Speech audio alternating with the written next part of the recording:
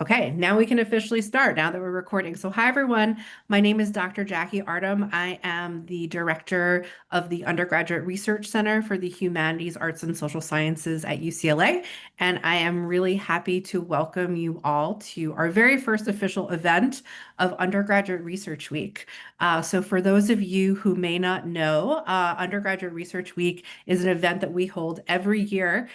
This year, we have over 1,700 students sharing their research across campus at UCLA. So we've got English majors and philosophy majors and chemistry majors and engineering majors and art majors, and folks from all over campus are coming together to share their research. So we're really thrilled today to be able to feature a few of our students who are doing really exemplary work and work in particular that is interdisciplinary. So when my colleague Tama Hassan, who is the director of the Undergraduate Research Center for the Sciences, when Dr. Hassan and I were talking about what we wanted our theme to be and what we wanted this special event to be, we both like alliteration. So we came up with the theme of Bruins breaking boundaries, building bridges. And we were hoping that we might even have some engineers apply to be on this panel, that they might actually talk about building bridges. But we didn't get any engineers apply. And everyone who proposed a paper about building a bridge was actually thinking about metaphorical bridges, which of course I like because I was an English major. So we are really thrilled today to be able to show off the work of some of our fabulous Bruins doing interdisciplinary research across campus. Just so you know, these are technically two back-to-back panels. So the first one is going to be on the theme of Bruins breaking boundaries, and the second panel, which will begin at 5, is going to be on Bruins building bridges. So without further ado, I'm going to hand things over to our moderator. Our moderator today is Dr. Kate Bonishow. Dr. Bonishow is an assistant professor in the Near Eastern Languages and Cultures Department, and she is here today to moderate the panel and help us learn more about these students and their fabulous research projects. So Kate, you can take things away. Thank you so much, Jackie. I'm delighted to be here to moderate the Bruins Breaking Boundaries and Bruins Building Bridges panels today. It's been a couple of years since participating as I've continued to participate in Undergraduate Research Week. And I really enjoy seeing all of the things that the students at UCLA not only do in terms of accessing new knowledge and breaking new boundaries and building new bridges. But it's a delight to see their independent research and the mentorship of faculty and the variety of ways that you see it this week. So we're going to start our first part of the event. And just to give an overview in a second, I'll introduce each speaker who will have around 5 minutes to briefly introduce us to the overall research project. And then after everyone goes, we have some prepared questions that we'll ask each researcher before opening it up to the broader Q&A, which I'll talk about again a little later. So again, our first panel focuses on the topic of Bruins breaking boundaries, and we'll have 3 student speakers. The first, who I'll introduce now, is Hritika Chaturvedi, who is a computational and systems biology major. Hello, everybody. Yes, my name is Hritika, and I'm currently a 4th-year computational systems bio major. And I'm currently working with UCLA Health's Epidemiology Policy and Implementation Lab with the Geffen School of Medicine. And the lab primarily focuses on overdoses, infectious diseases, and homelessness in the LA County area, specifically. My work focuses specifically on looking at or understanding how fentanyl-related overdose deaths have changed across time and neighborhoods in the LA County, particularly before and after the onset of COVID-19, so around March 2020 in the US. And we're looking at how we can use data science to predict and prevent future surges. what we're looking at specifically, or what I've been doing for the past year or so, is developing predictive tools, a lot of data cleaning, and using that data, that historical and demographic overdose data, to identify and sort of preempt future spikes in fentanyl-related overdose deaths at the zip code level. And why fentanyl? Because it tends to be the most, especially after COVID, we've seen it's the most common contaminant in street drugs. And it's, very, very potent. So what we know about this area is that most overdose surveillance efforts currently in public health focus on broad state or county trends. And what we wanted to do is look at neighborhood level changes. So you want to be able to see changes, distinct changes between zip codes. And of course, use predictive modeling, because current public health interventions are largely responsive. So they respond after the fact, which, you can't really blame them. There's limited sort of technical intervention there. They don't have, tools to access. So what I did was I used public coroner data, and coroners basically handle death data, and coroners report to LA County, and from LA County we get public coroner data, and it's publicly available, and it has demographic information, how someone has passed, what drugs were involved, all of that. And I combined all of that and machine learning models to build a multi-part pipeline for three things: exploration, explanation, and prediction. So through, a few basic graphs and demographic breakdowns, we were able to confirm that in certain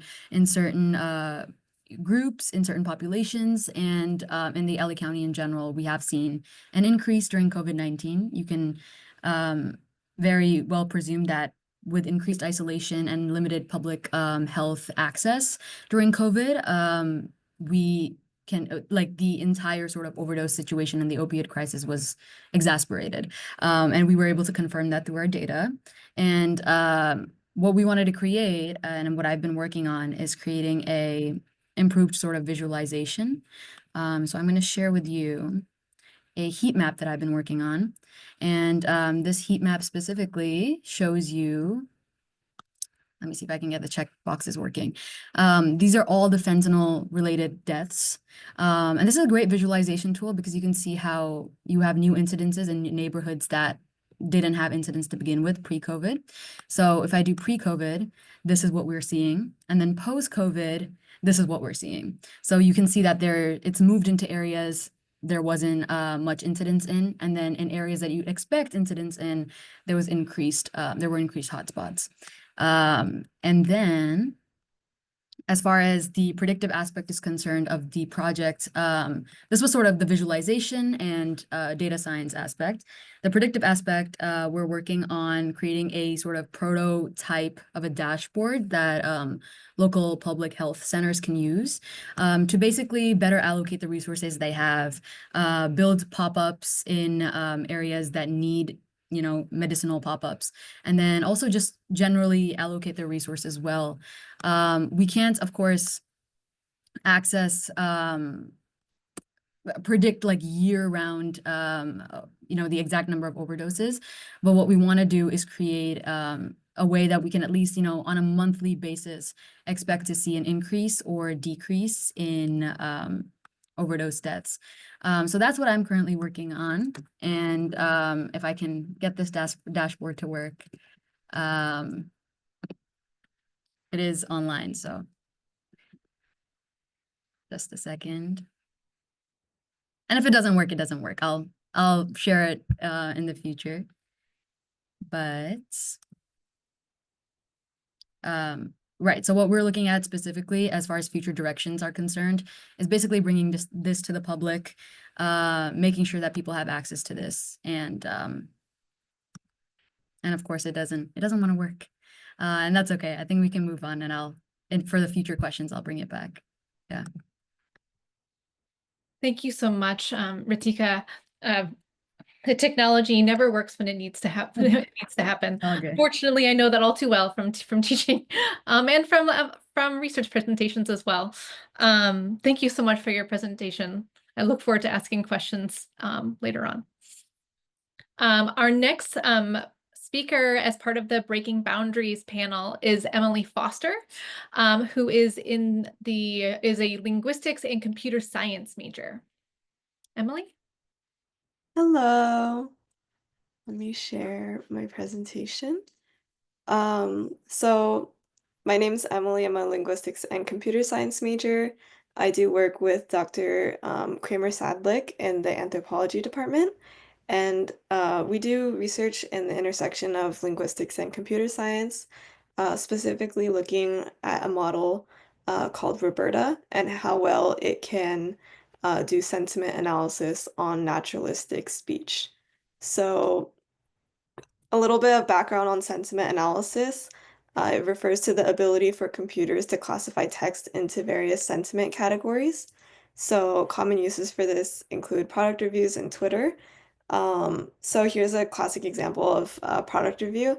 Or this looks more like a Yelp review. For positive, we have great service for an affordable price was classified as positive, whereas just booked 2 nights at this hotel was classified as neutral, and terrible service not coming back was classified as negative. So here we're looking at how well Roberta, this AI model, can detect these different categories. So for something like product reviews, this is really straightforward. It seems almost trivial. But specifically in this study, we're looking at conversational speech, and we find that it's a lot more difficult. So here's some examples. Here's an example of mixed sentiment. Because the kids they're wonderful now and I love them, but they also sometimes cause you a lot of stress. So in this case, is it positive in that, she loves her children, or is it negative in that her kids are stressful? Or, is it positive because there's a humorous aspect to it? So that's just one example of some difficulties that we run into. Next we have, so it will be a bit of a challenge to go out and walk and jog. So most people might see this as negative, especially the word challenge. But within the greater context, this was another woman in the study. Many sentences ago, she had said that where we're moving to is pretty hilly. So I'm looking forward to that as well as to be out walking. So here you can see that she sees a challenge as a positive thing and that it's an opportunity for her to get a better workout. So the first case, that one is complex in that even humans don't have a strong idea of which emotion is being conveyed and they might disagree. Whereas this is more of an instance of the model not being able to pick up contextual dependencies within the data. So our study is interested in how well Roberta can detect sentiment in these conversations between multiple participants. So we have different metrics for evaluating accuracy. One of them is evaluating it in the context of mental health. So psychological studies have shown that individuals with depression tend to have more negative speech and less positive speech. So, if the individuals in our study exhibit this pattern, we take that as a preliminary validation of Roberta's efficacy. And the same thing with marital satisfaction. If participants with higher marital satisfaction also exhibit less negative speech, that's another validation. And we did find that to hold true for both of the psychological measures.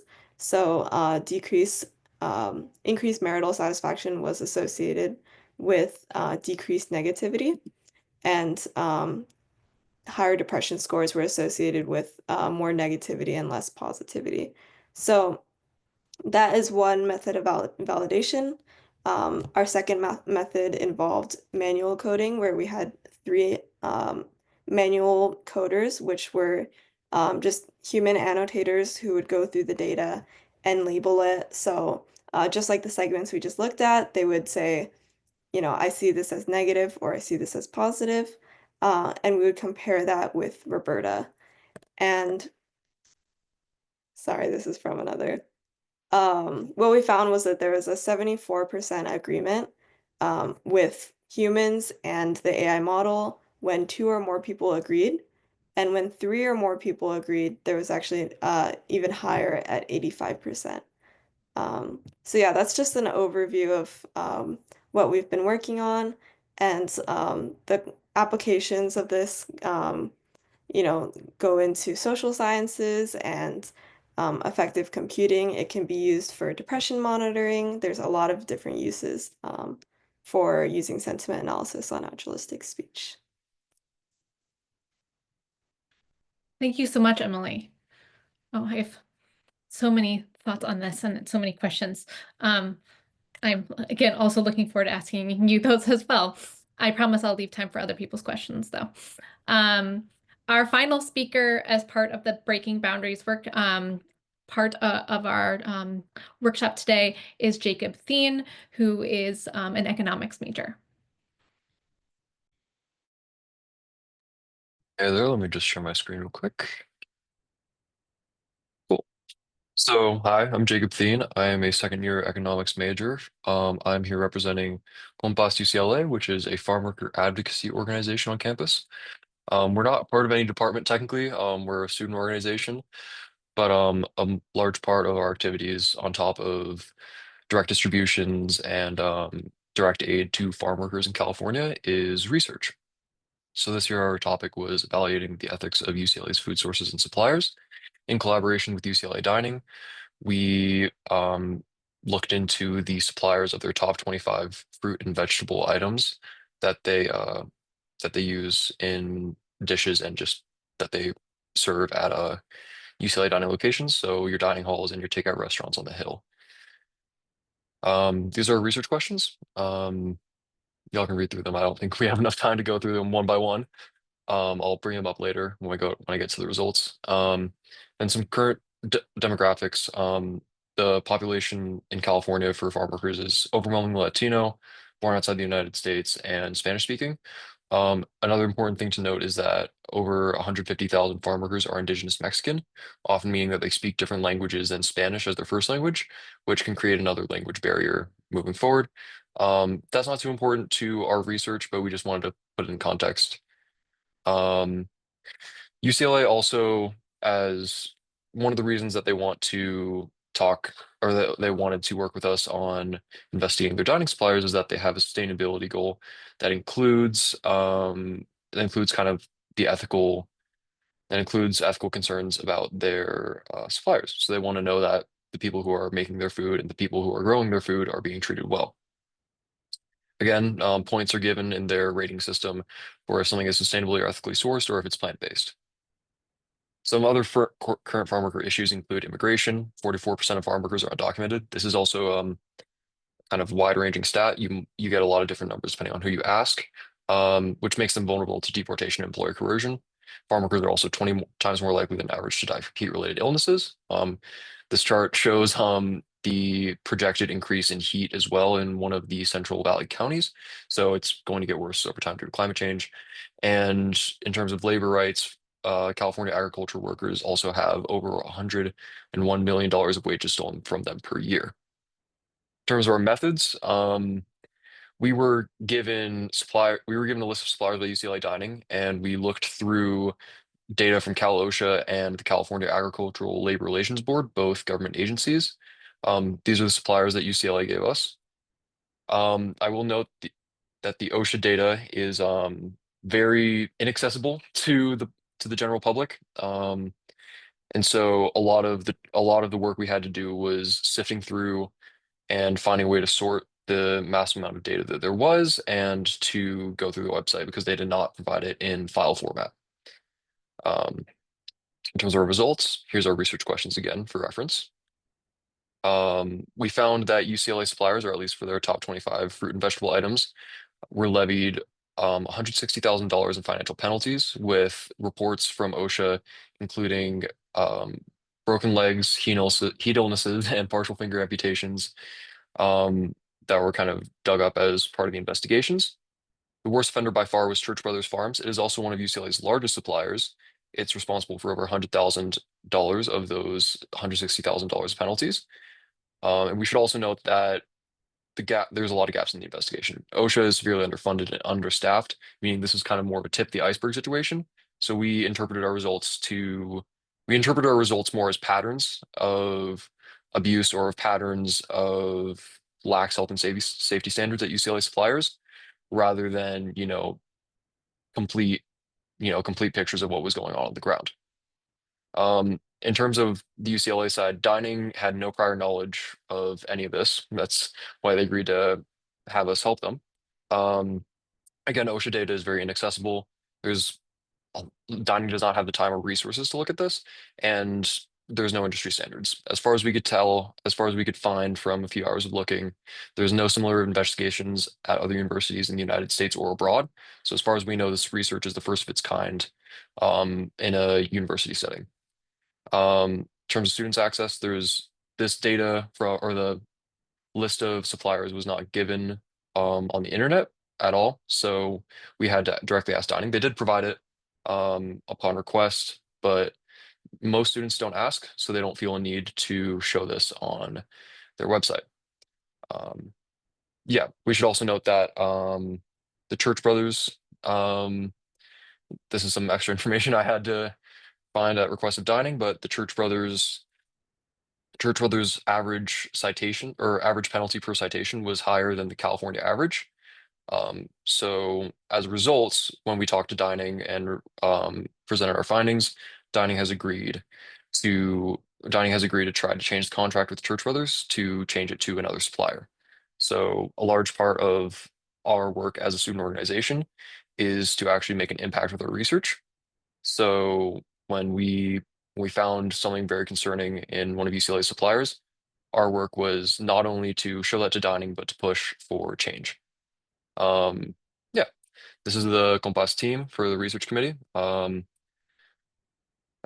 It's one person for the panel, so we couldn't all present, but yeah, it was a group effort, and yeah, that was it. Thank you. Thank you so much. Thank you so much, Jacob. It's really interesting to see how much it's not just research happening within departments, but also with a student organization as well.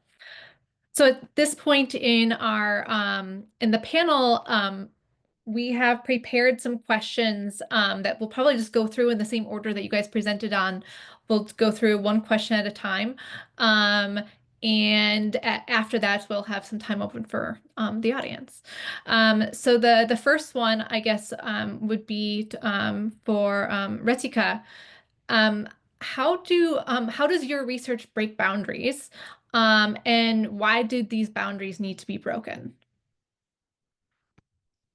Absolutely. So at the risk of sounding a little pretentious, I think there's the standard of something that breaks boundaries in public health is quite low. Anything that could possibly help them in terms of technology to, as far as like ease of use is concerned or predictability is concerned, any small change, even if it's like putting an Excel sheet into a different dashboard to make it easier to use, that would be considered, breaking a boundary. For this case specifically, the opioid crisis is real. It's increasing, and you can see it in cities like San Francisco. In the past 10 years, things have gotten so much worse. And we don't really want to see that in Los Angeles, not to put another city on blast, but I think for this specifically, this research specifically, it almost immediately can be applied to the county, to local public health centers that we're working with. It doesn't have to stay in the context of the lab for too long. As far as ease of use is concerned, now that my dashboard is working, I can quickly share because it's applicable to your question. This is the kind of sort of prototype we're working with. If you click on a zip code, you should be able to see next month's sort of surge probability. If I go to a zip code that's more so associated with Skid Row, you can see that the surge is likely next month. So you know where to allocate your resources accordingly. When you save, because so many government departments are so underfunded, when you save even an additional medicinal resource, or save someone's time. If you don't need an additional staff member somewhere, you're already sort of breaking boundaries in that context. So this is important work. Me personally, I'm currently an RA, and I've had 2 residents who've dropped out of school because they've had to deal with overdose related situations in their family. So this is at a personal level, something that you see, and you can't really, you go to downtown, you see it everywhere. So it's highly applicable work. And as far as like breaking boundaries is concerned, it's something that we're continually working on. This is research that we're continually building on. But even if we can provide a little bit of help to current workers, it breaks a boundary. Yeah. Thank you so much. Emily, same question to you. How does your research break boundaries, and why do they need to be broken? Sorry. I discussed, how sentiment analysis is currently used, mostly for structured text data sets.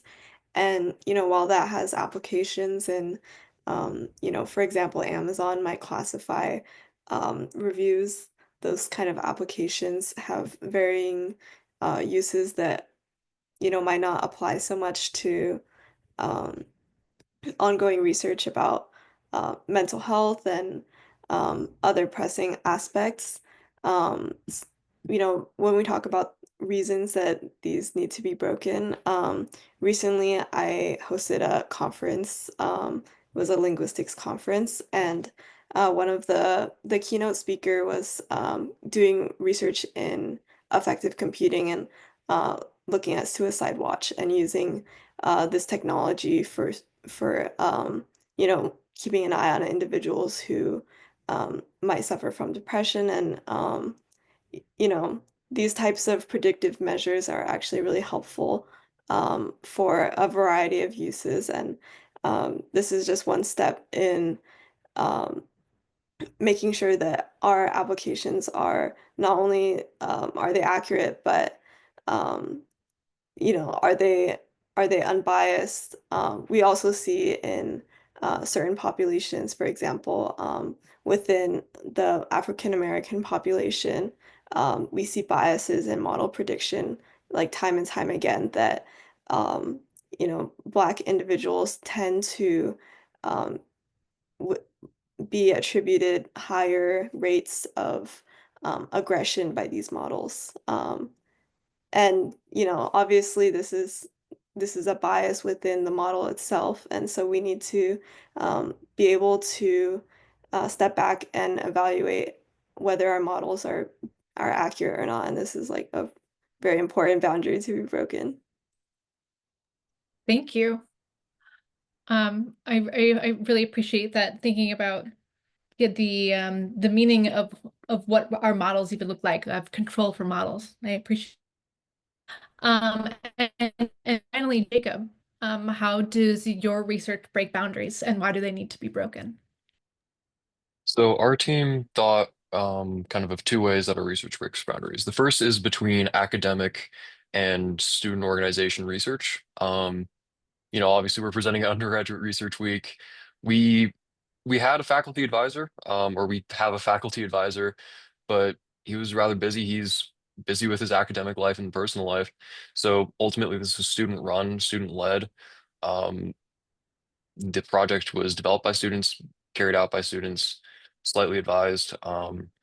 And also just we wanted to conduct a relatively we want to conduct a slightly academic study in a way that had an impact. So, our organization tries to make an impact on the people we serve.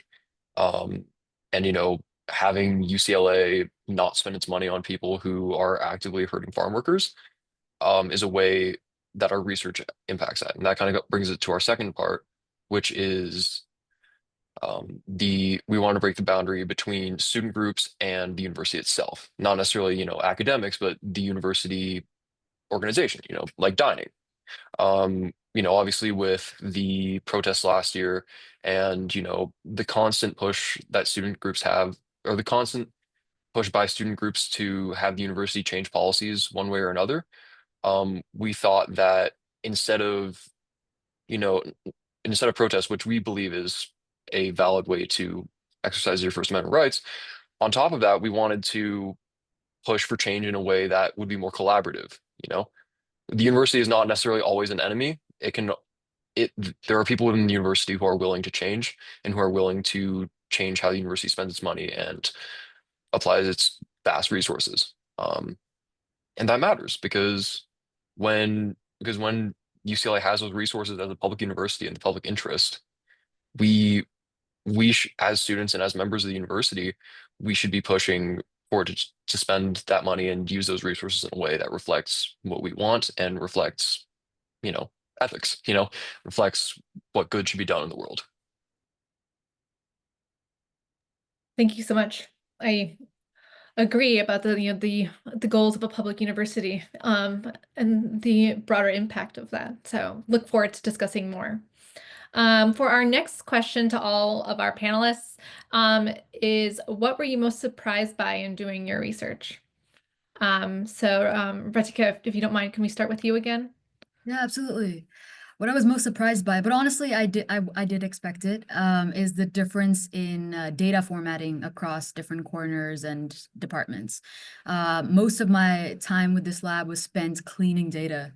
At the end of the research, I wanted some kind of a product that I could demo, but in order to get to that, there was a lot of reformatting of the data that had to be done, and just the sheer amount of data, and data that I don't think honestly that needs to be collected was also there.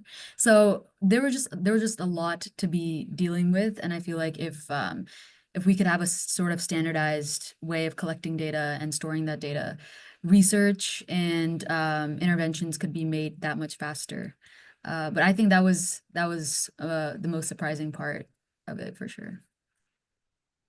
Thank you. Emily? I mean, I have to agree with formatting data. That's terrible. But I think what actually surprised me the most in conducting my research was that in the beginning, I think this might resonate with people as well. It's really difficult to come up with a research question. Um, and, it feels like what's out there that hasn't been researched, like people have been doing this forever. But when you actually sit down and you start looking at a specific question, what we found is that every week we would come in with, a new paper that we wanted to write. And I have to say, if we had unlimited time, we would have like 30 papers by now. But you really have to pick and choose what you're able to allocate your time and energy towards. And so, yeah, just finding out how many different ways that your research could go is really interesting. Wonderful. And I definitely feel that exact same way all of the time. Wonderful. Jacob. There were kind of three major ones for us. One was just the data, kind of like the others. Um, yeah, for us, OSHA data is incredibly hard to work through. We had to search by zip codes and then by addresses through hundreds of different pages because they only allow you to see 20 entries per page. They don't allow you to export it to any sort of database or any sort of spreadsheet file. So that was pretty surprising that, that data was very inaccessible given that it's available to the public in a certain way. Another one was that dining was pretty receptive. We were honestly expecting to find suppliers to have to sort through the trash behind B-Plate. Like we, you know, especially given, the friction, we'll say that, the friction between some student movements and the organization, we were worried that dining would have a lot more concern over optics, but they were honestly very welcoming. Um, yeah, and then we were surprised by what we found, like UCLA gets food from some pretty, dangerous conditions. So we weren't expecting to find that. We hoped we wouldn't, but it was kind of surprising to, like hear the stories. Some of the OSHA data does have those kind of written up accounts of like, yeah, someone collapsed in the fields, while they were picking the lettuce that you see in Epicuria. or someone had their finger chopped off while processing kale. It's like we don't we don't expect to see that. It's obviously surprising, and it kind of makes the work feel more important, and yeah, it hits. Thank you. And this is actually, I think all three of you have already touched on in both your presentations and your responses already in your questions. But I think everyone would benefit from hearing what you hope the impacts of your research are. And again, I know many of you have already touched on this, but what effects would you like to have your research to have on the community, both at UCLA, local Los Angeles, California, or broader communities around the world? To Hritika, yes. Yeah.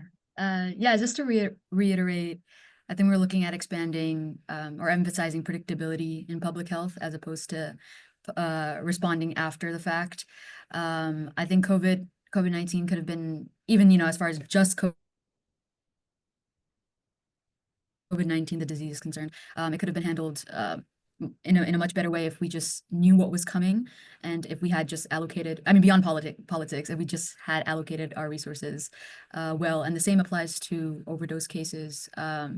As far as like my personal local impact is concerned, I'm just happy that my mentors at my lab are listening to me. I work with masters and doctorate students, so I'm the only undergrad in my lab. So to be taken seriously in that regard, I'm happy with that impact. And then beyond, as far as LA County is concerned, again, possibly pitching this idea to local health centers and seeing what they think, because they'll be the ones using it, is what I think like the future direction for this research is. Thank you. Emily. For future direction, more in the short term, I just submitted the paper to a conference. So, yeah, I hope that it gets accepted and I'm able to share my research and just engage with others in the field. Um, and more broadly, I hope that this research can help to motivate more research within sentiment analysis, particularly for conversational speech. And, as I was talking about, there's a lot of different applications where this study can help to contribute to their validity. I touched on a few already, but there's even more. For example, like they're called um, psychosocial conversations, basically between practitioner and a client. Um, and sentiment analysis has been applied in those cases as well to, check in on the dynamic between the practitioner and the client to make sure that, the client is being treated fairly and that they are responding well to treatment as well. So, yeah, just to provide another example of, potential applications that I would hope for. Thank you so much. And Jacob? Yeah, obviously our hope for impact on the UCLA community, or just UCLA in general, is we want UCLA dining to change how it spends its money and uses its resources. We've been so far partially successful in that. Um, Dining is currently, or the executive chef at Dining is currently working with his wholesaler and his, higher ups in the UCLA food chain to change that contract, the Church Brothers contract. We're still waiting to hear back on that. It's going to be a long process for that. But in terms of the community, the student community, we want to show that change is possible, and it's it's not necessarily easy, but it's the people who run UCLA are not a world away. They are an email away. They are in B plate or they are in Epic when you go walk past them. You might not notice them, but the chefs are there. The administrators are there. But yeah, we want to show that, student organizing, student activism can really, impact the world, and it can, have a place outside of just, a meeting room bunch or, a protest in wherever you are. Further, just the world, we want to hopefully see this replicated in other universities. Obviously, this is the first, like I noted, this is the first time it's been done. Um, Anywhere as far as we can tell. There was a study at OSU, Ohio State University, that looked at three of their suppliers, and their investigation was tours led by those suppliers. So we think that was a little bit impartial and didn't really lead to much change. But we want to see student organizations do this at other universities. Potentially, we would even volunteer to do that um, if we could get contacts at other universities. But yeah, we want to spread it. We got we've got so much work to do, and we think that it can have a big impact. Thank you. Okay, it's at this point that I would encourage anyone in the audience, including participants in our next panel, to ask questions. You're welcome to put it either in the chat to everyone in the chat room, or to raise your hand in the chat using the Zoom feature. Maybe while people are thinking of that, I'm going to ask a question that was fielded by Dr. Tama Hassan to I believe all of our panelists, of how has doing undergraduate research impacted your plans for after college, or for those of you who are not seniors, maybe even for your future at UCLA. If I can edit or add a part to her question. Yeah. Hritika, do you mind going first? I'm so sorry that you're the first person. No. I mean, I'll be graduating, so this work has almost immediately impacted my direction, because I'll be working with UCLA Health. So, and I'll be working with their data department in clinical AI. So a lot of the skill set that I've developed through this research will be applicable to my work there, hopefully. I think a lot of the work that I've done here, there was a very steep learning curve. And so my toleration, my ability to tolerate that will be tested in, industry as well. So I think in many ways, I've been both mentally and as far as like technically, my technical skill set is concerned, I've been sort of prepared for industry. Yeah. And I've formed a great network of people as well that I can reach out to. Wonderful. Well, congratulations on the last quarter. Thank you. Emily? Yeah, I mean, I won't be too long-winded with this. I hope to apply to some PhD programs in fall quarter, and you know, going from there, continuing to do research. I've had a really amazing experience, so I'd like to continue. Wonderful. Best of luck with the applications. Thank you. Jacob? Yeah, I'm planning to do research either academically or in the private sector after graduation. And then I also plan to do, nonprofit research or nonprofit work or volunteer work, kind of in the same vein, like I'm doing with Compass now. Wonderful.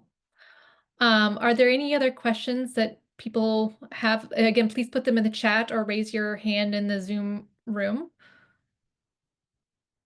If not, I want to make sure that I ask a question, because we have about 6 minutes left. So I want to make sure that my question is built so we can hear from all the panelists. So I'm trying to formulate a way to read the specifics so I can ask it. But all three of you mentioned data. And it's either it's inaccessibility or it's disorganization.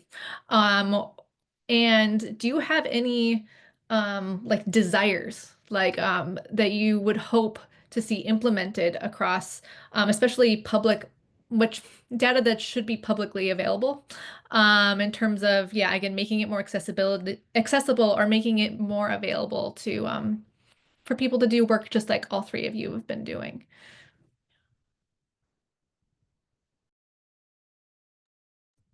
I think, or I can go first again. I think with a lot of, I mean, I've been working with, in the government space. So whether it's state or nationally, I think if we could have some kind of standardization. The thing is, because because operations in the state, county, or national level, because they've been doing the same, they've had the same kind of workflow for so long.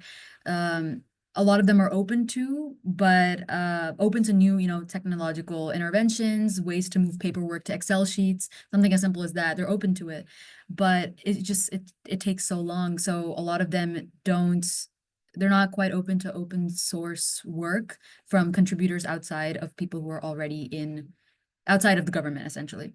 So they don't make a lot of those things available because they don't expect or necessarily want people to contribute, because it just takes too long. Everything takes a long time. You have to go through multiple approvals. So I think if we can make that process simpler, if we can, whoever's in charge of this, if we can have them understand that things can be made so much simpler. It's a domino effect in as far as like government or the nonprofit space is concerned.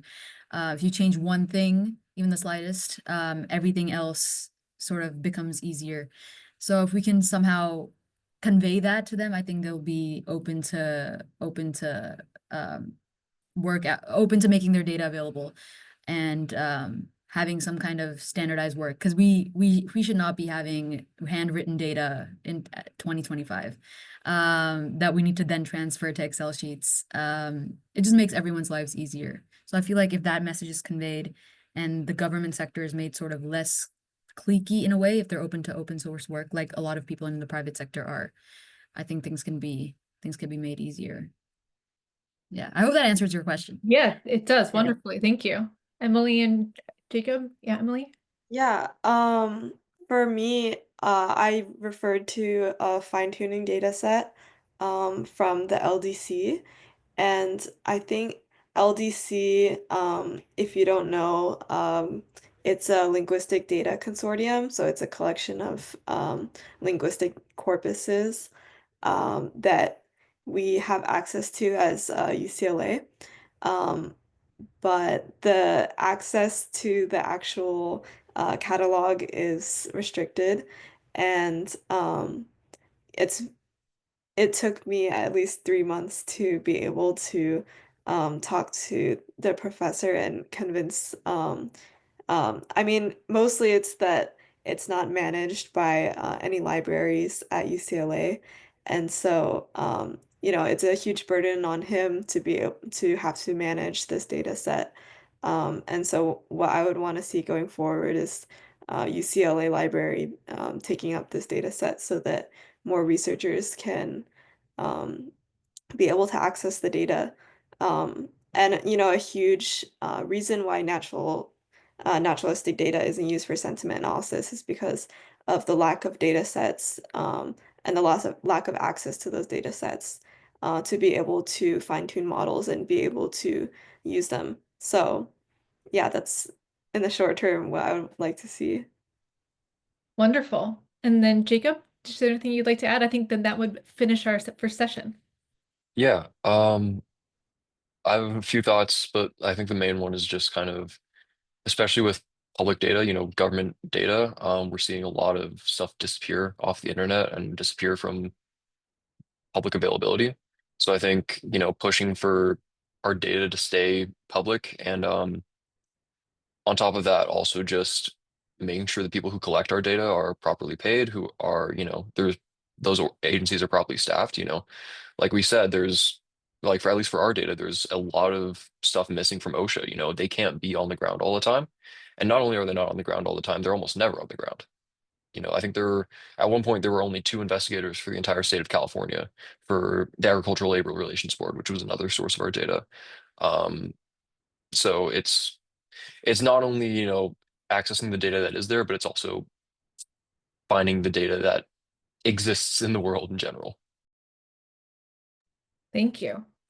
I think it's really clear, I guess, maybe to close up, that all three of you are really breaking boundaries, or have already and will continue to break boundaries with the research that you're doing at UCLA. And I wish you the best of luck with all of that. Thank you so much for being part of our panel. Yeah. Thank you. Yeah.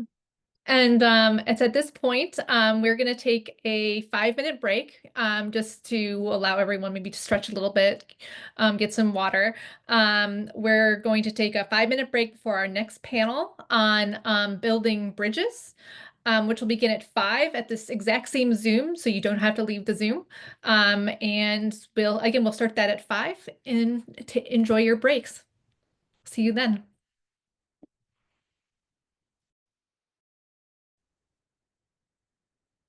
Hi, everyone. We are back after our brief break, and I am thrilled to announce that we have our next panel of students speaking. Dr. Kate Bonishow is going to go ahead and handle introductions, and I'll just say this is our second panel of the day, and this is our panel on Bruins building bridges. So thank you all for being here, and Dr. Bonishow, you can take things away. Thank you again for the second part of this first event of Undergraduate Research Week, which will be about and will feature students or Bruins building bridges in their research here at UCLA. So we have a number of speakers from a wide variety of departments on campus. And it's exciting to see a lot of the bridges built between different disciplines, which is something that I'm always particularly excited about. And seeing the work that's done both on North and South Campus in all of its varieties. So we'll start, and again, just a note for speakers. I will send a chat when you're at the 5-minute time mark, just to note. So each panelist will provide about a 3 to 5 minute overview of their research project with or without slides. And let's get started. So we'll begin with Chloe Gupta, who is a double major in anthropology and classics.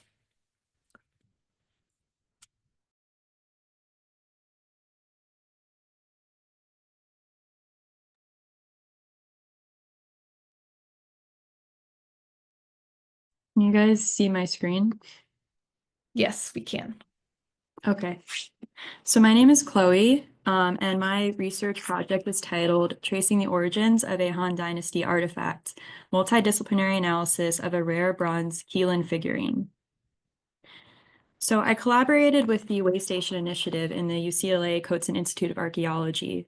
The Waystation Initiative temporarily houses archaeological and ethnographic artifacts awaiting return to their communities of origin, including this bronze Qilin figurine, presumably from the 3rd century CE China.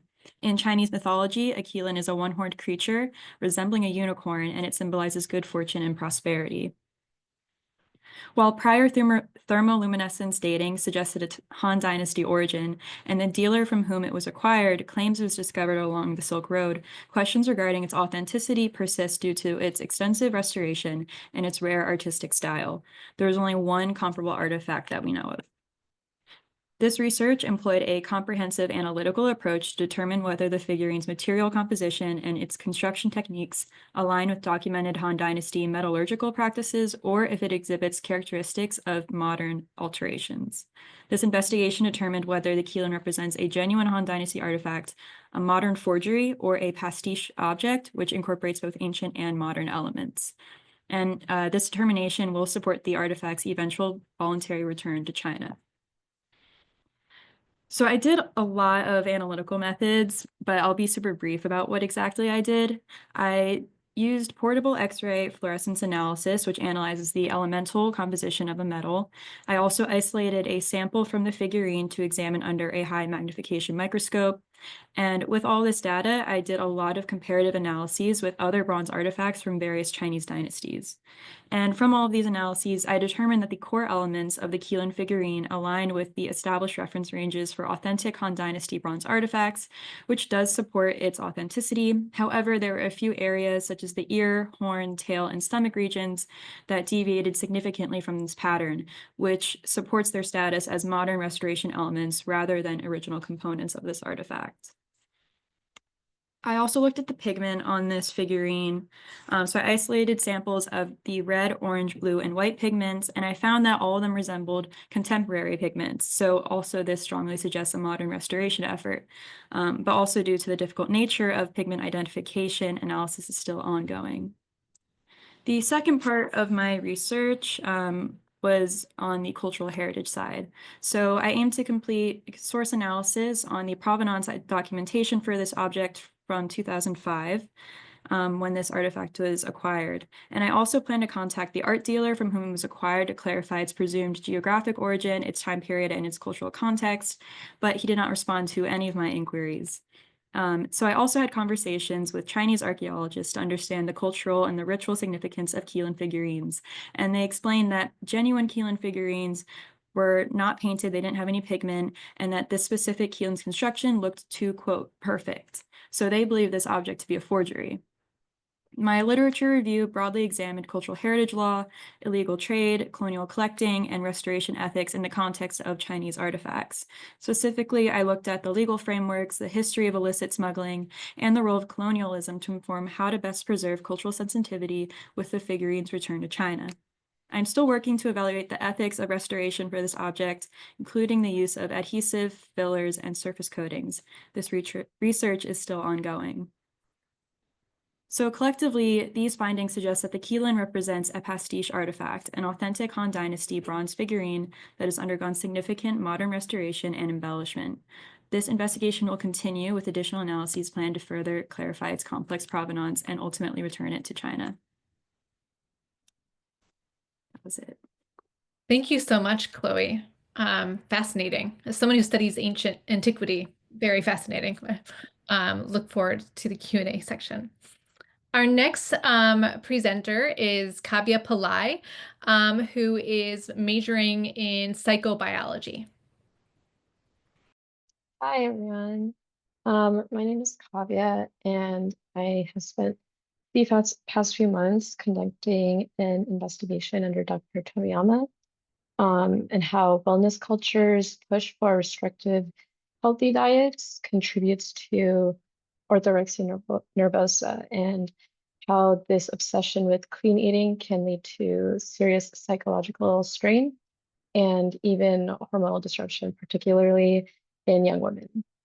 And so we're living in a time when clean eating detoxes and wellness rituals are praised not just as healthy habits, but as signs of personal virtue. And so medias we are all aware of, such as TikTok and Instagram, are filled with phrases like, your body needs a reset, or all processed foods are toxic. But what happens when those ideas go too far?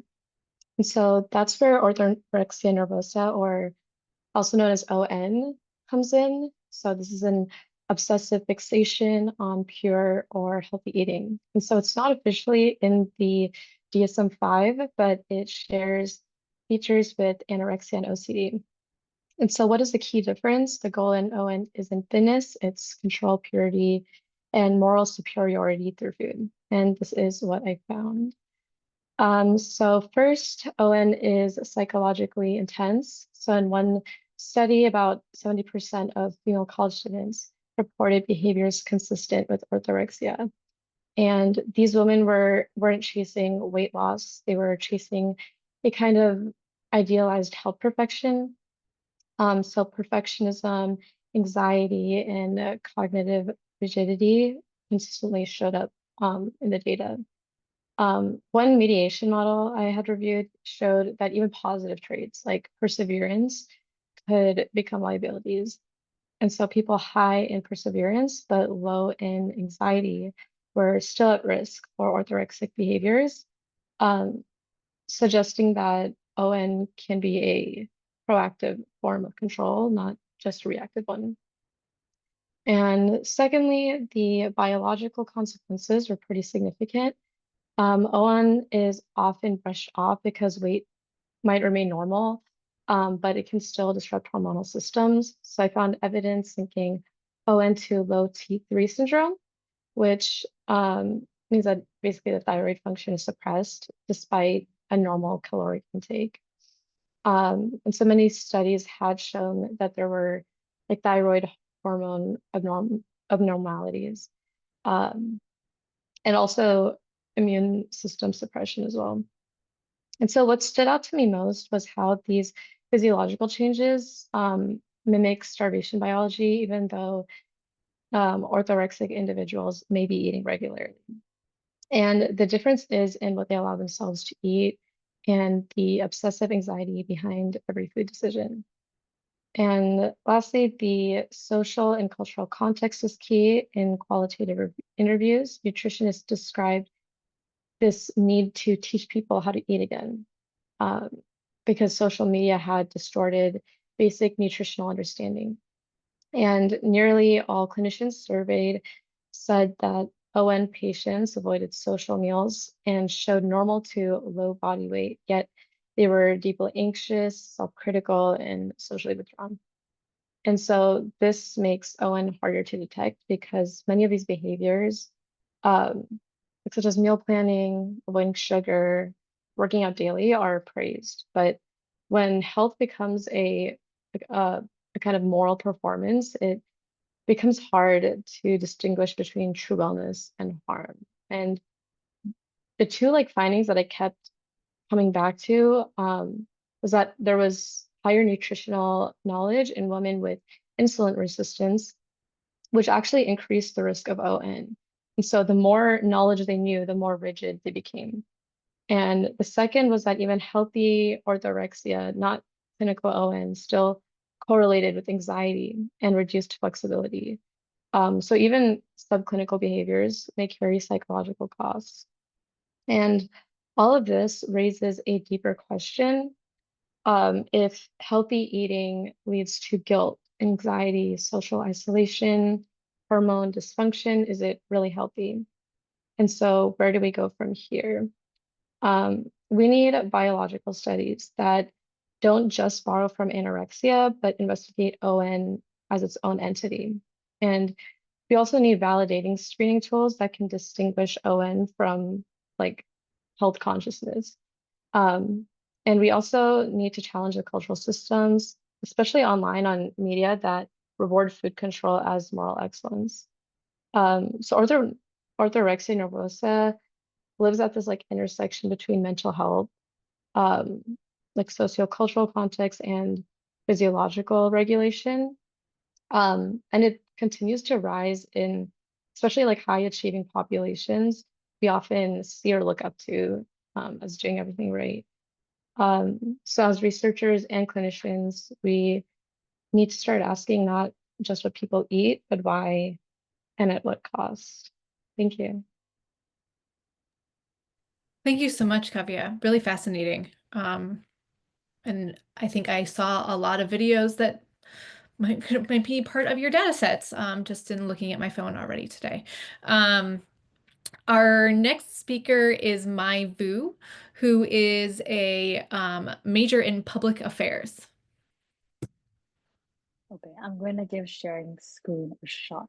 So let me go ahead and try to do that.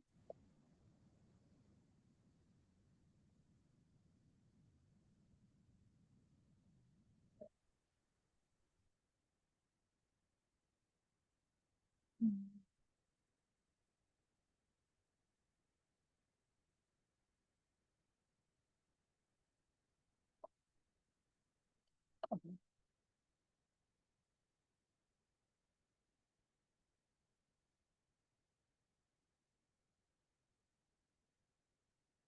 Can you see my slide? Yes, it looks perfect. Okay, perfect. Mhm. Sorry about that.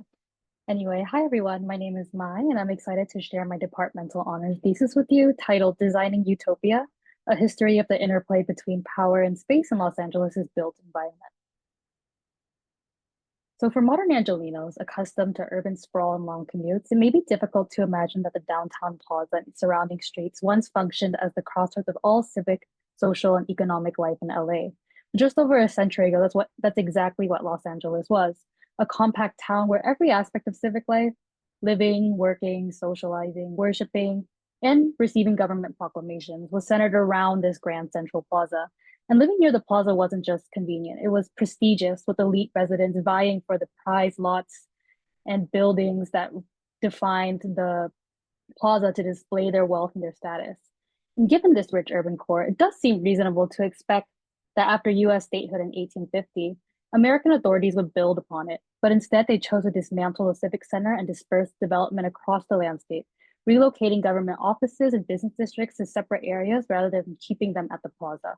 On top of that, instead of settling among the Spanish elite who had long lived around the plaza, American newcomers established themselves on the outskirts, laying the groundwork for today's suburban commuter zones.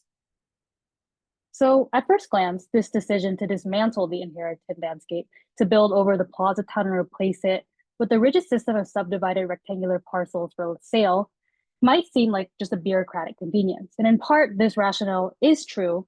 Early American officials and land surveyors institutionalized clearly defined property lines and land transactions as core justifications for redividing the land. And yet that explanation doesn't fully hold up under scrutiny. Surveyors charged with redrawing and rebuilding Los Angeles faced immense logistical challenges and had to cut through mountains and rivers to preserve a grid that disregarded natural terrain, raising infrastructure costs and complicating future development. And even the profit motives fall short when we think about how when land was sold by the acre, regardless of the quality, private developers could claim the best lots and left the city with the most undesirable, unsellable land, much of which later became the public parks of MacArthur, Echo, and Grand that we know today. To trace the forces behind this spatial transformation, this thesis synthesizes evidence from primary and secondary sources. In particular, I draw from archival materials across LA County with a focus on spatial evidence through native artwork, language from the laws of the Indies, diseños, surveying records, expedition logs, newspaper archives, congressional hearing transcripts, and photographs. So starting off, under Spanish colonial rule, urban planning was an extension of imperial authority. Royal ordinances, particularly in the laws of the Indies, codified a hierarchical spatial framework that mirrored Spain's centralized institutions, namely the monarchy and the Catholic Church. In Los Angeles, this took material form in the Los Angeles Plaza, the symbolic and administrative apex of the town. The plaza functioned as essentially the seat of power for the king's local delegate, with the main church prominently facing it to signify spiritual and political legitimacy. Encircling the plaza were essential civic institutions, so the government building, city hospital, municipal jail, and the residence of the social elite. Streets extended outward in a rectilinear grid, linking the town's outer edges back to its central core. Travelers arriving from the outskirts would just be funneled back to the plaza, so it reinforced a sense of this civic order that began and ended at the plaza. And as one followed the streets outward away from the plaza, where the town's most influential institutions and individuals were concentrated, a spatial hierarchy steadily emerged. The closer one lived to the plaza center, the higher their status, and the farther out, the lower. As a colonial power seeking to justify its presence through a so-called civilizing mission, the Spanish colonial landscape also embedded a deep sense of ideological and physical boundary into the landscape. In this sense, meaning that colonial planners purposefully halted development where indigenous rancherias began, spaces intentionally left outside of the civic grid. And though these boundaries were not typically physically demarcated, their ideological weight sustained a colonial logic of spatial exclusion, framing the Spanish presence as a civilizing mission and rationalizing expansion into a native landscape that they deemed to be spiritually disordered. And after Mexico gained independence from Spain in 1821, Los Angeles's urban structure remained intact, but the elite just grew wealthier. Liberalized land laws allowed California families to amass vast estates. And essentially what happened was the infrastructure that was already around the plaza became more sophisticated. One-story adobes became two-story adobes, and civic buildings began to have rising affluence, with the plaza facing lots belonging to famous families such as the Sepulvedas, the Picos, and the Avilas. So in this ways, urban design inscribed hierarchy into the town's very layout and embedded a spatial logic of colonial power that shaped how residents moved through the town. And after the American Revolution, going back to this time, the United States faced a fundamental challenge: how to divide, govern, and sell its newly acquired lands. Thomas Jefferson, renowned for both his visionary ideals and inherent contradictions, offered a radical answer to impose a rational system of land division using a grid of uniform squares, meaning that streets would run precisely north, south, and east, west, creating blocks that align with lines of latitude and longitude. And this was rooted in a Cartesian logic of graph paper that essentially envisioned the land as an empty grid. And despite a lot of pushback for this plan that a lot of people deemed impracticable for a variety of reasons, Jefferson was able to push his vision through Congress by arguing for this ideological purpose, which was that at the heart of this vision stood the white yeoman farmer, privately owning and laboring on this small rectangular plot of land, independent of the aristocrats, monarchs, and entrenched hierarchies that characterized Britain.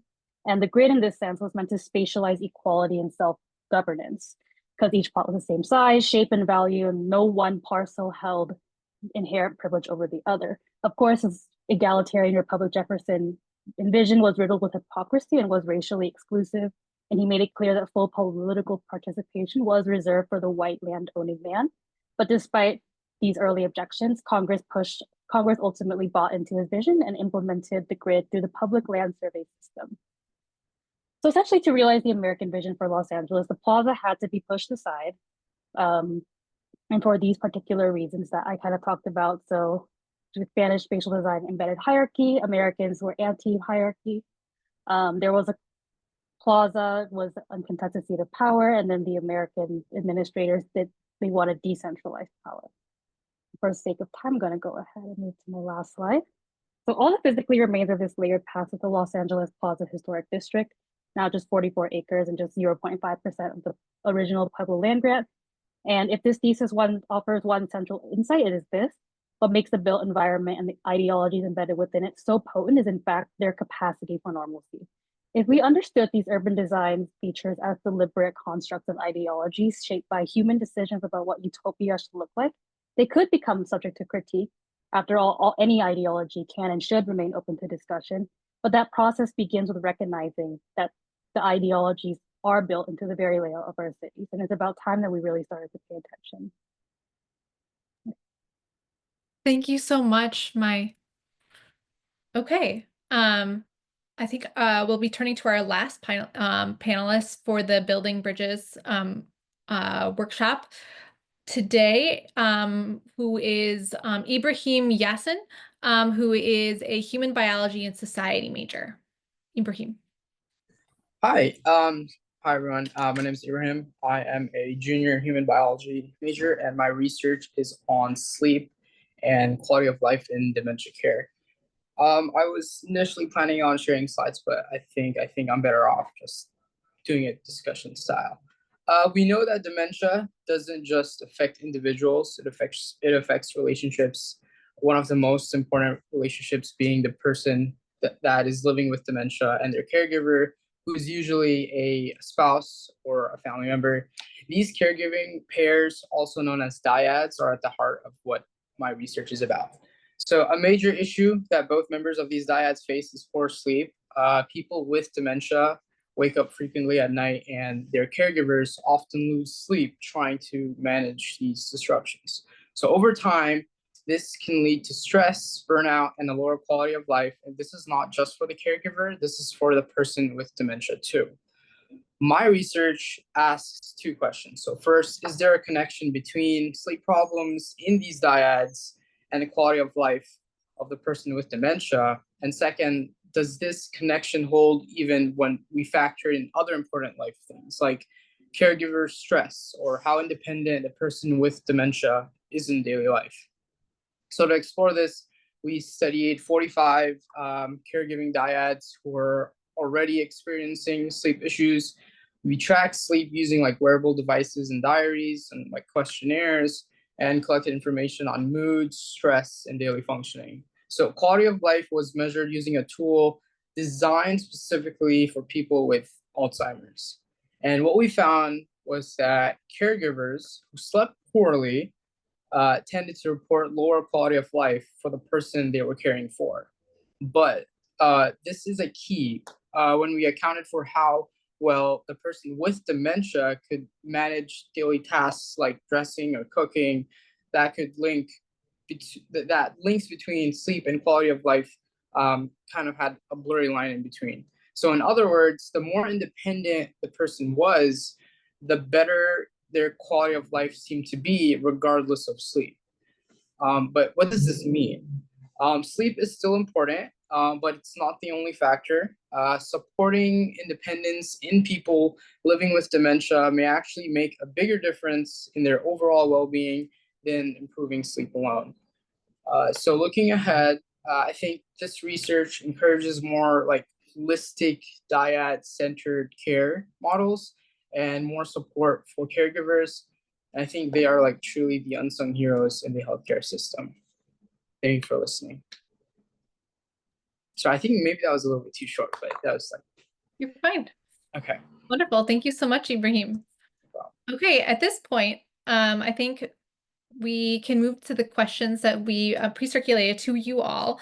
And again, we would encourage anyone, if they have questions for specific panelists or for all of them, to include them in the chat. But we're going to try and get through our 3 main questions before asking those.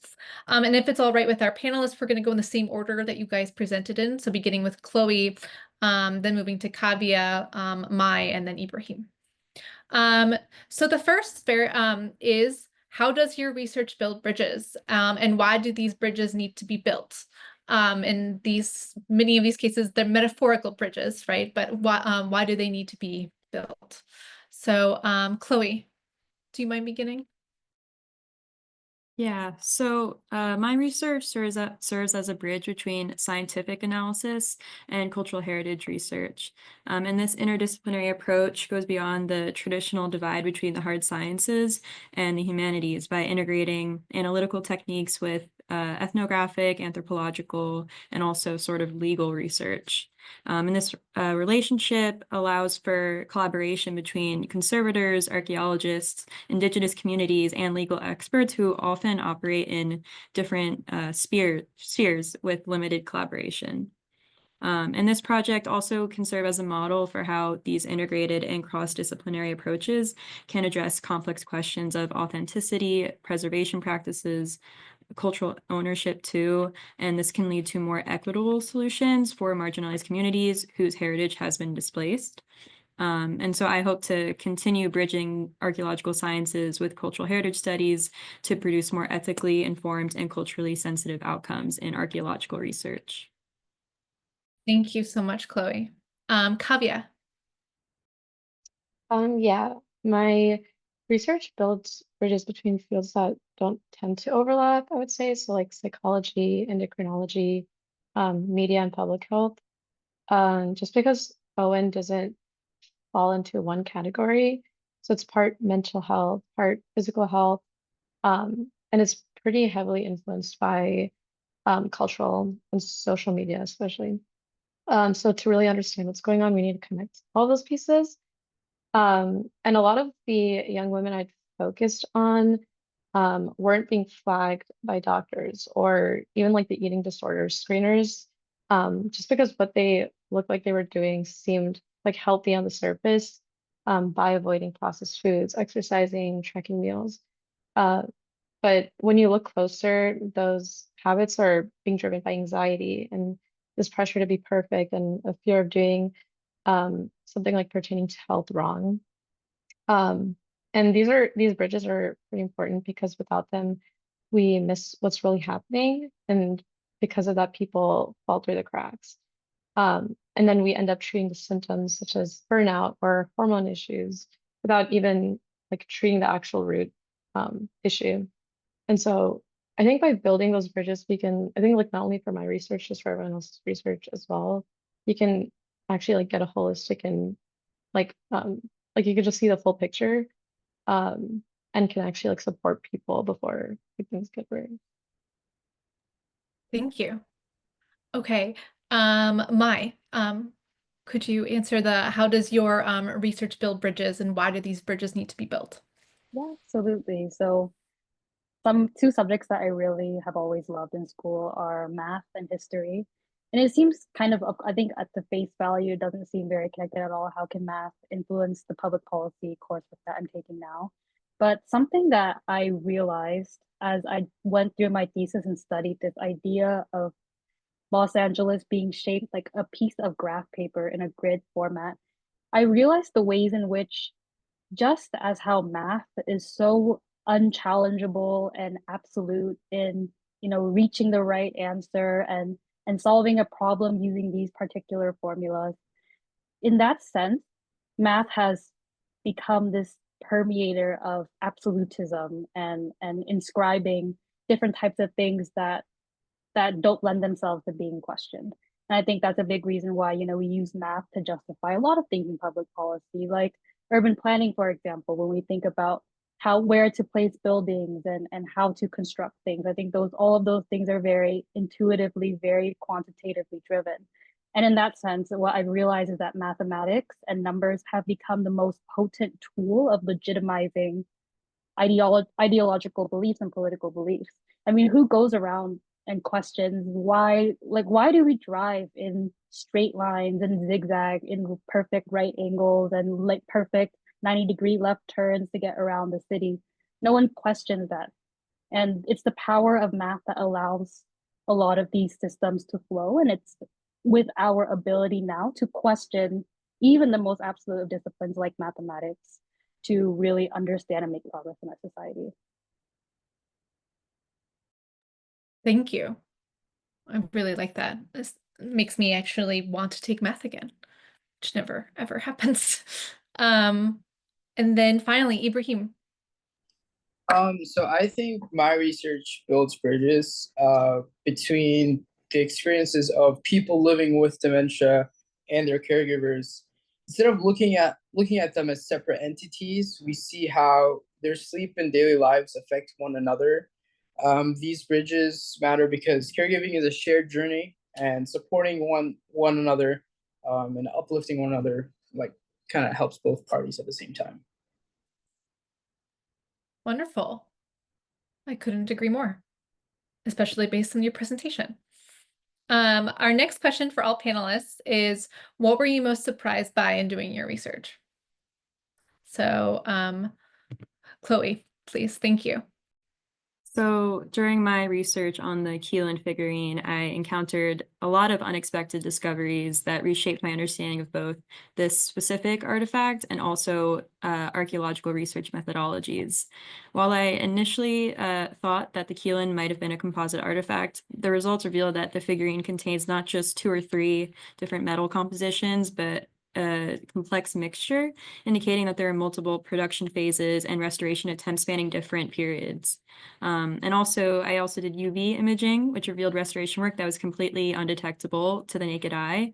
And these modern interventions were deliberately made to be invisible, which raises questions about restoration ethics and that very blurry line between preservation and deception. And then also the artifact's provenance revealed equally surprising elements. The acquisition paperwork from 2005 contained unexpected discrepancies, in which I discovered a period of undocumented ownership, which challenges our understanding about its journey to UCLA.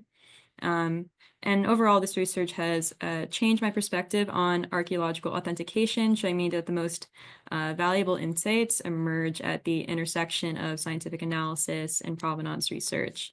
And it also proves that building bridges between disciplines is not just helpful, but essential for a comprehensive understanding. Wonderful, thank you.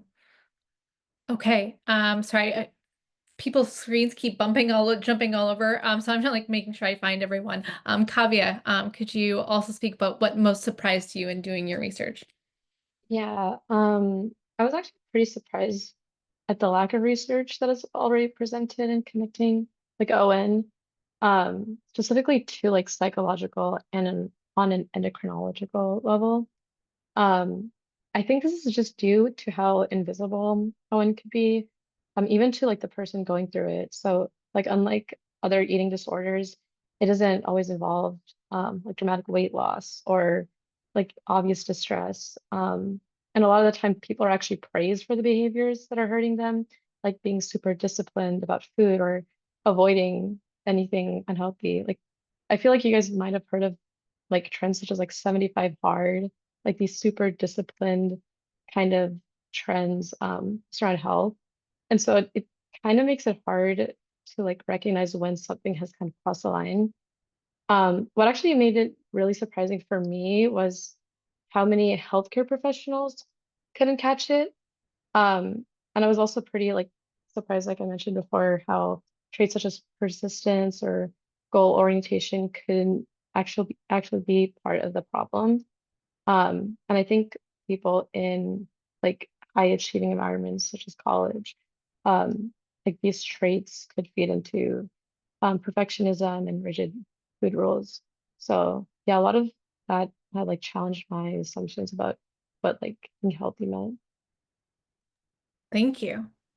And then Mai. Yeah.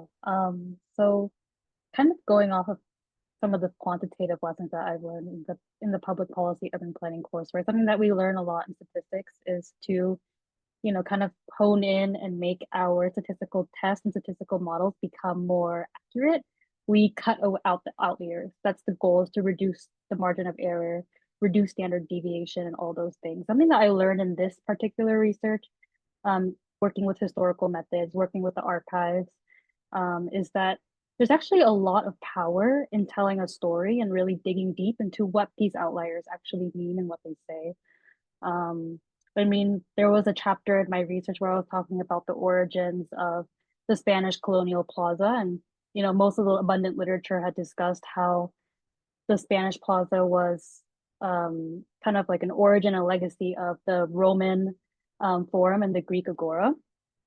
But in doing some further research into what actually transcended on the ground when Spain colonized the New World, we see this kind of striking contradiction in that there were already these in local civilizations, there were these settlements that were concentrated around the central open space already in the local and indigenous landscape. So kind of defeats the dominant argument that this is something that the Spanish colonizers transplanted into the United States and into Mesoamerica. So simply by looking at this particular outlier, I would call it, that I don't think has been thoroughly discussed, I was able to formulate a new way to look at the Spanish origins of the plaza. And I think there is so much power in looking at the outliers. And I think that it's something that I wish quantitative researchers did more often in their research as well. Wonderful, thank you. And then Ibrahim, what was most surprising? What were you most surprised by in doing your research? So I was most surprised to find that poor sleep in caregivers, while important, didn't have a strong link to the person with dementia's quality of life once other factors were considered. What stood out more to me was the impact of daily functioning. So how independent the person with dementia was, like doing activities on a daily basis, like walking, getting around, prepping food on their own, managing finances. And that really shifted my focus towards like a more holistic approach of care. So yeah. Great. Okay, let's turn to the last question that we pre-circulated. What do you hope are the impacts of your research? What effects would you like your research to have on your community, either here at UCLA, in Los Angeles, California, or the broader world? So, Chloe, mind? For the Qilin figurine itself, I hope that my research will establish a more accurate understanding of its composition before its eventual return. And I hope that this knowledge will inform its proper storage conditions, guide its preservation treatments, and verify its authenticity and cultural significance, and also insights into Han Dynasty technologies and cultural practices. On a wider scale, I hope for this study to serve as a methodological model for future research on UCLA Way Station Initiative artifacts. And this interdisciplinary framework that I was using here can be applied to similar unique objects and establish new standards at the intersection of archaeology, conservation science, and cultural heritage research. And ultimately, I hope that this research contributes to more ethical and scientifically rigorous approaches to cultural property questions within the academic and museum communities. Thank you. Kavya. Yeah, I really hope this research kind of like shifts the way we talk about health, especially in places like UCLA where there's so much pressure to do everything right. So I want like students and like even clinicians to start recognizing that being healthy isn't just about eating clean or exercising every day, but it's also about being mentally flexible, giving yourself grace, and even like connecting to the people around you. On a bigger level, I would like the research of OM to be taken a little bit more seriously so that people who are struggling like quietly could actually be seen and supported. I think right now a lot of them are untreated just because like their behaviors are seen as socially acceptable or even admirable. I also hope it encourages like public health programs and nutrition education, especially like the kind we see on social media or college campuses, to be a little bit more thoughtful about like how they talk about food and health. I think there is a lot of good intention behind wellness messaging, but I think without psychological awareness, it can easily turn into something rigid or harmful. Thank you. Mai? Yeah, from a policy perspective, I think that one of the most challenging things to do when, trying to bolster forward any particular policy proposal is to make it palatable and meet the needs of the communities and individuals that policy is intending to serve. And I think, all of us, having been shaped by our experiences in life, have internalized certain worldviews. And the only thing that my thesis hopes to do is to kind of just build a nuance on a worldview that I feel like at least I myself previously had thought to be just universal. I mean, the way that our roads, buildings, land divisions are placed and how they're structured, I never would have thought that these elements of the built environment are so potent in inscribing political and ideological values in our daily routines. I mean, we literally just walk and inhabit and experience them without, really questioning them and having normalized them because of how frequently we live in this, uniquely abstract mathematical landscape, I have to say.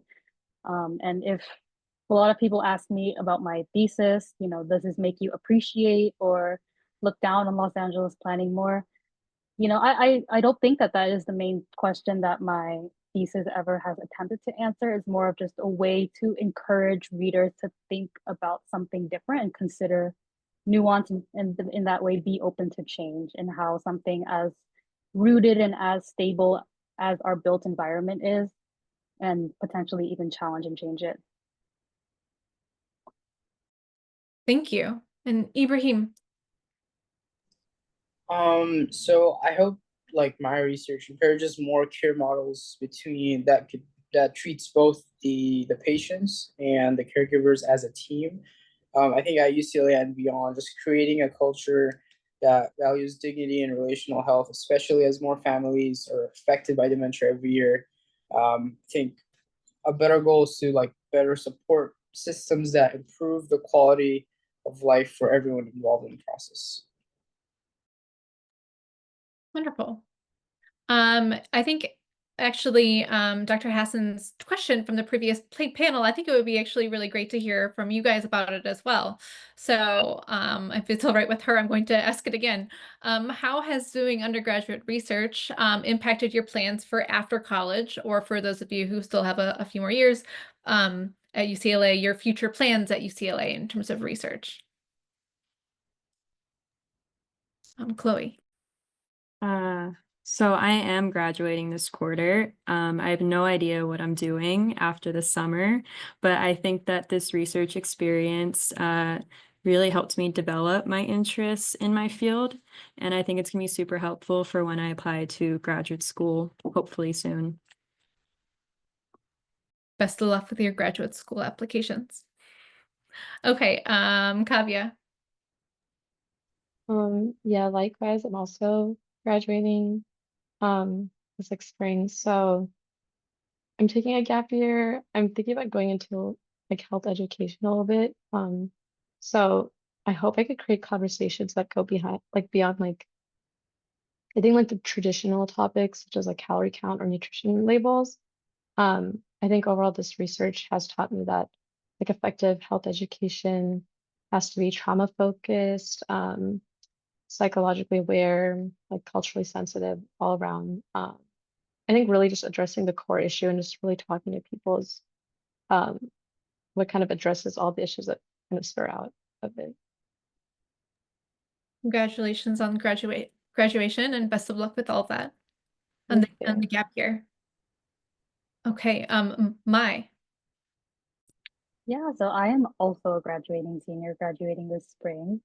I would say that, re undergraduate research at UCLA has definitely, in many ways, profoundly changed the direction of my post UCLA goals. I mean, when I came here, I thought I was going to be some type of urban planning practitioner. I realized, after doing the big picture research of this undergraduate thesis in particular, that I don't think that I will be satisfied in life by just, by going into practitioner work.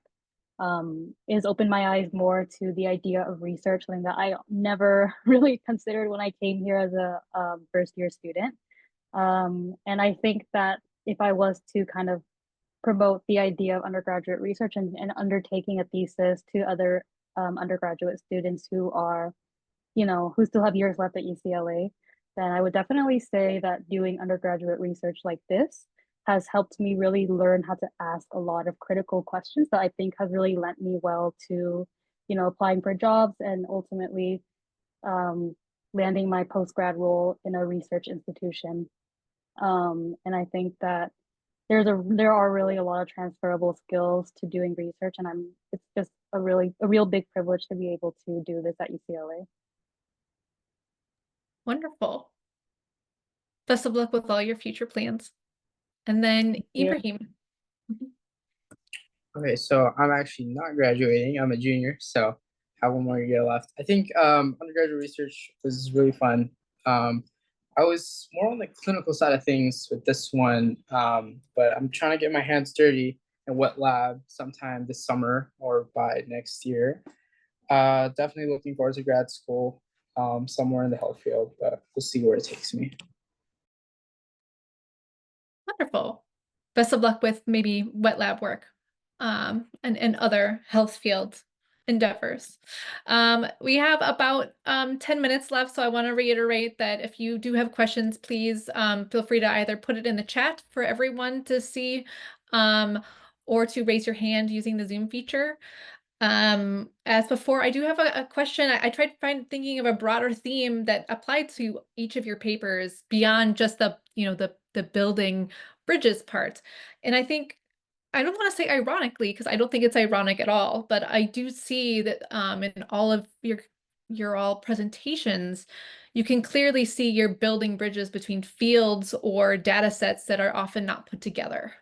But I also think all four of you showcase the importance of also making sure we understand the contexts, the embeddedness of your data sets, your patients.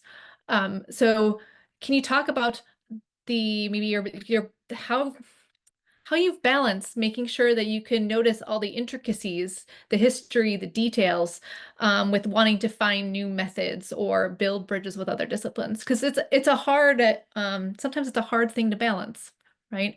You can't build a bridge unless it's thoroughly, it has a foundation, right?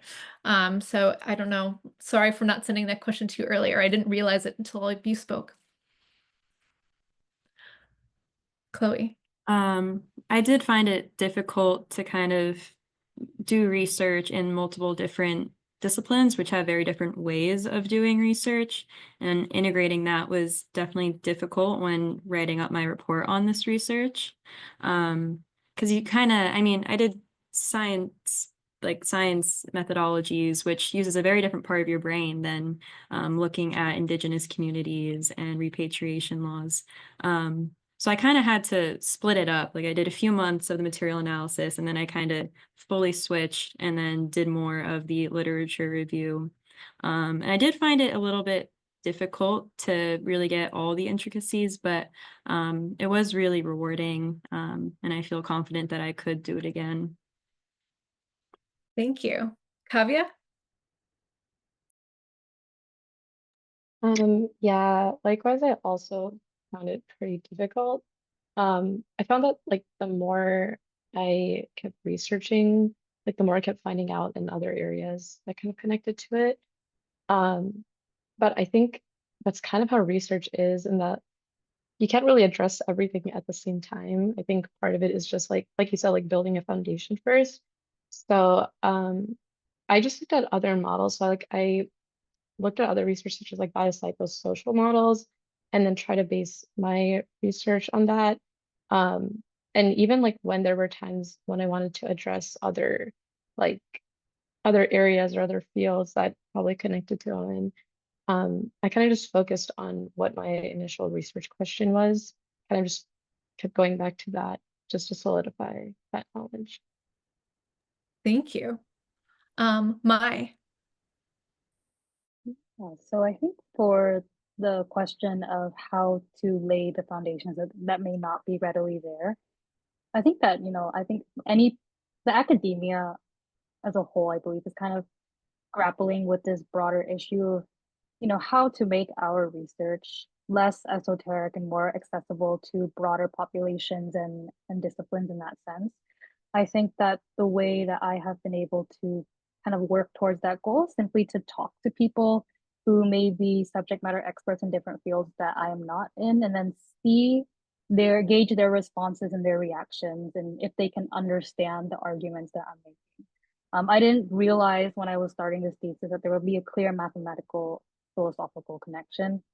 By chance, I had a professor of a GE class who taught mathematics, and when we talked about this thesis, I was able to piece together a connection that was, I believe, so legible now. But I think because I've normalized a lot of the things that we walked through, then I didn't realize it before. So simply, I think talking to people of different disciplines, not limiting yourself, and making sure that your research is kind of thoroughly reviewed and kind of commented on and built upon by the feedback of lots of different people from across disciplines is what's going to ultimately not only make your research stronger in building bridges, but also just make it more impactful across a range of disciplines. Thank you, Mai. And Ibrahim. Sorry, got kind of lost. What was the question? Oh no, I have to remember my exact question. Oh, shoot. Everyone did a much better job. Essentially, I noticed a common theme in your presentations about the importance of context, right? Either a person's or fields, or like an embeddedness of a patient, or again, study. How do you balance that with being interdisciplinary between connecting data sets that are often disconnected or even fields of study that are often disconnected? Oh, okay, I see where it goes. I think for the interdisciplinary part, at least, I talked to a couple of my professors who I kind of had a rapport with before, and just like it was just in discussion. Like I could not figure this stuff out on my own. Just like finding the complex similarities and differences between the fields was like I couldn't sit down and do it on my own. I had a lot of my professors like chipped in a little bit of their like 1 cent spiel, which really helped a lot. But yeah. Thank you. This is time for any other questions that anyone might have? Okay. Sorry, I'm just noticing the comment. I was delighted to hear these presentations. All 7 presenters, as people are saying in the chat, I learned a lot. I mean, it helped me get out of my like niche study of ancient Judaism and ancient Aramaic inscriptions.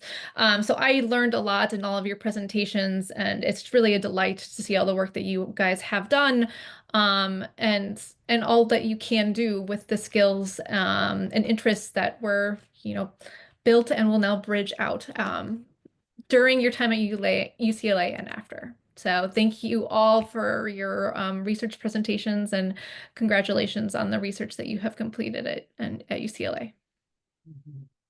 And thanks. I'm just going to jump right in and say, can we do a huge round of applause for all of our student panelists? You can put it can be an emoji applause. That's fine. It was really fantastic to hear from you all today. And I feel like we got so many different perspectives on research and saw, that research can look like so many different things, right? It can look like archaeological analysis. It could look like, sort of ethnographic. It can look like all kinds of different methods. Sorry, I'm a little tired. It's the end of the day. We've got lots of different methodologies, is what I'm saying. So thank you all to our student presenters, and thank you to Dr. Kate Bonishow for stepping in and moderating this fabulous panel. I hope you all enjoy the rest of Undergraduate Research Week. This was just the beginning, and take care, everyone. And thank you again to our student panelists for your fabulous work. Bye, everybody. Thank you, Jackie, for organizing everything. Bye, everyone. Everyone.